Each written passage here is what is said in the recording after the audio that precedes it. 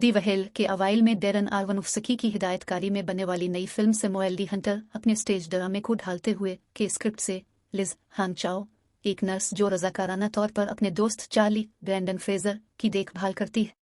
Charlie, जिसका एक वाकया है जो इसके 600 पाउंड के पूरे जिस्म को झंझोड़ रहा है, ब्लड प्रेशर की रीडिंग 134 से ज्यादा 238 दिखा रहा है। गैर इरादी तौर पर ज्यादा तादाद होने के अलावा ये दिल की नाकामी का भी इशारा है। क्योंकि ब्रैंडन फ्रेजर खुद 600 पाउंड का नहीं है, इसलिए वो चार्ली की दिल दहला देने वाली तस्वीर कशी में काफी मसनूई मेकअप पहनता है, जिसकी कहानी सिर्फ द वेल ही नहीं बताती। चंद घंटे पहले मेरे बरतानवी साथी रूबी कोलिंस ने ट्वीट किया कि उसने वीनस बिनाले के साथी शरीक को सुना है कि फ्रेजर का इंतखाब ब्लैकफीस में नजर आने वाले अदाकार के मुतरादिफ है। कोलिंस को इस बयान से गुस्सा आया और उसके कायल करने में नाकाम होने के बहुत से तरीके हैं, मंतकी तौर पर, सकाफती तारीख के हवाले से और बहुत कुछ। लेकिन आइए एक लम्हे के लिए एक ऐसे सिनेमा फनकार के मुतबादिल पर नजर डालें जो 600 पाउंड के आदमी के अर्द गिर्द एक फिल्म बनाना चाहता है। क्या वाकई कोई ऐसे फर्द की खिदमत हासिल करता है जिसका ब्लड प्रेशर 134 से ज्यादा 238 के करीब है? और अगर वो शख्स इंश्योरेंस फिजिकल पास करता है, अगर वो सीट पर मर जाए तो क्या होगा? अंडर स्टडी कौन है मैं द वेल से जज्बाती तौर पर तबाह हो गया था, जो सिर्फ चार्ली के बारे में नहीं है बल्कि खास तौर पर इस बारे में है कि वो किस तरह इस हालत में पहुंचा जिसमें फिल्म उसे ढूंढती है, क्योंकि ये उसकी जिंदगी में पीर से जुमा तक के दौर का जिक्र करती है। ये शायद सबसे ज्यादा रिवायती दास्तान है जिसे आरोनोफ्स्की ने अपने पूरे करियर में संभाला है। इसका ज्यादातर हिस्सा एक ड्रामे की तरह महसूस होता है, जो कि किसी बुरे तरीके से नहीं है, लेकिन यह इब्तिदाई तौर पर जाहिर है कि यह फिल्म कुछ दीगर आरोनोफ्स्की तस्वीरों के बरक्स आपको पॉइंट ए से बी से सी और इससे आगे ले जाने का इरादा रखती है। अगरचे बहुत से नक्कादों ने नोट किया है कि हंटर की स्क्रिप्ट दूसरी चीजों के अलावा ओवरराइट है, जो कि काबिल एतराज तौर पर दुरुस्त है, लेकिन जो मेरे पहले देखने पर मेरे साथ इतनी ताकत से रजिस्टर नहीं हुई जितनी कि उसे हो सकती है। मौजू सतह पर गैर मामूली है, लेकिन कहानी दिल को तोड़ने और इंसानी गलत फहमी की मुख्तलिफ सतहों में से एक है। चार्ली से लिज का रिश्ता है नौजवान मिशनरी टाई सिम्पकिंस की अजीब कहानी है, जो अपने एपिसोड के दौरान चार्ली के दरवाजे पर जाहिर होता है और मुमकिना तौर पर उसकी जान बचाता है।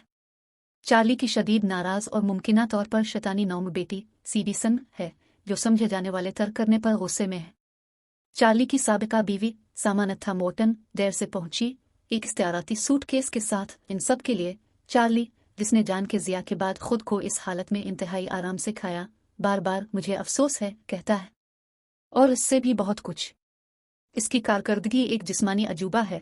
खुदा और मोनस्टर्स में उसकी ख्वाहिश के मौजू के लिए एक अजीब उल्टा बैक एंड है। क्या उसे इस किरदार का हक है? चार्ली ने नोट किया कि अपने माजी में वो हमेशा एक बड़ा आदमी वो था, और खुद फ्रेजर जिंदगी के कुछ सदमे का सामना करने के बाद अपने गार्ड्स एंड मोनस्टर्स और ममीन के दिनों से काफी हद तक बड़ा हो गया था। इन दिनों हर एक को अपना सच बोलने की तरगीब दी जाती है। यहाँ मेरे अपने कुछ हैं। 20 साल की उम्र में मैं 6 फुट 3 खड़ा था और उसका वजन 190 पाउंड था। 49 साल की उम्र में मैं 6 फुट 2 से थोड़ा सा खड़ा था और मेरा वजन 300 पाउंड था। रियासत जिस्मानी और वजूदी तौर पर गैर आरामदेह थी और तिब्बी तौर पर खतरनाक थी। इसने मुझे असली जिस्मानी मुस्बती पर कोई छोटे शकूक और शुबहात के साथ नहीं देखा। उसने कहा, मैं इनफरादी आज़ादी पर भी यकीन रखता हूँ, यहाँ तक कि एक ऐसी रियासत का ऐलान करने की इनफरादी आज़ादी जो जाहिर है कि सेहतमंद होने के नाते सेहतमंद नहीं है। मैं फ़नी आज़ादी पर भी यकीन रखता हूँ, और फ्रेजर की आज़ादी में एक ऐसी हालत में तसव्वुराती और जिस्मानी छलांग लगाने की जो उसकी अपनी ज़ात से बाहर है, लेकिन इससे बिल्कुल अलग नहीं। द वेल के साथ एरानोफ्स्की और फ्रेजर ने एक इसरार हमदर्दी के नाम पर खातिर खा खतरात मोल लिए हैं। मैं सोचता हूँ, और मेरे आंसू नालियों से इत्तेफाक है, कि इन खतरात को पूरा कर दिया गया है। दी घोस्ट ऑफ रिचर्ड हैरिस, जिसकी हिदायतकारी एड्रीन सीबली ने की है, किसी भी ऐसे सीनीफाई को दिलचस्पी देनी चाहिए जो स्क्रीन अदाकारी से मुतवज्जे हो, जिसका मतलब यह है कि मेरे ख्याल में हर सीनीफाइल की मुद्दत है। हैरिस की पहली बीवी एलिजाबेथ से 3 बेटे थे। ये सब फ़नून लतीफ़ा से वाबस्ता थे, अदाकार जेरेड, डायरेक्टर डी मैन और अदाकार और मौसीकार जैमी। वो फिल्म के ज़्यादातर हिस्से के लिए स्क्रीन डवसिंट के तौर पर काम करते हैं, वॉइस ओवर फराहम करते हैं और लंदन के सावाय होटल में अपने वालिद के सवीट और इस गोदाम में जाते हुए स्क्रीन पर नजर आते हैं जहां उनके ज़ाती असरात महफूज हैं। हीरेस की जिंदगी की दीगर शख्सियात शामिल हैं, जिनमें द ग्लैडिएटर का स्टार रसूल करो, कैमलूट की शरीक अदाकारा विनीसा रेडग्रेव और एक आर्थर पार्क के गीत निगार जिमी वेब शामिल हैं, जिनकी याद खास तौर पर दिलकश है। सीबली ने इस बात पर जोर दिया कि हारिस ने अपनी अदाकारी को कितनी संजीदगी से लिया और मैंने बहुत कुछ सीखा, बाज़ औकात इसके नतीजे में। ये फिल्म माइकल एंग्लो अंटोनिवनी की रेड डेजर्ट में अपने काम पर ज्यादा वक्त सिर्फ नहीं करती है, लेकिन 60 की दहाई में फिल्म में काम करने के लिए हारिस के उभरते हुए रवैये और उसकी अदाकारी की जिस्मानी खूबियों की नुमाइश। इस फिल्म में उनकी कारकर्दगी को खोलने के लिए मुझे कुछ इशारे मिले।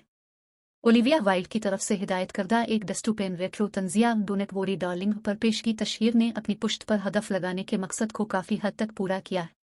सहाफ़ियों के साथ वाइल्ड का मुखालिफाना जारहाना अंदाज आज फिल्म की स्क्रीनिंग के बाद की प्रेस कॉन्फ्रेंस के साथ इख्तिताम पजीर हुआ, जिसमें मरकजी अदाकारा फ्लोरेंस पक का कोई शो नहीं हुआ और वाइल्ड ने खास सवालात पर बर्फीली हो गए।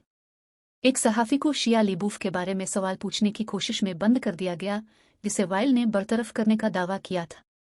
रुस्वा शुदा लिबूफ ने कहा कि यह सच नहीं था और उसने अपनी तरफ के लिए अवामी काबिल एतराज़ सबूत पेश किया। बहरहाल ये कहना महफूज है कि ये वो वीनस नहीं था जिसकी वाइल्ड को उम्मीद थी।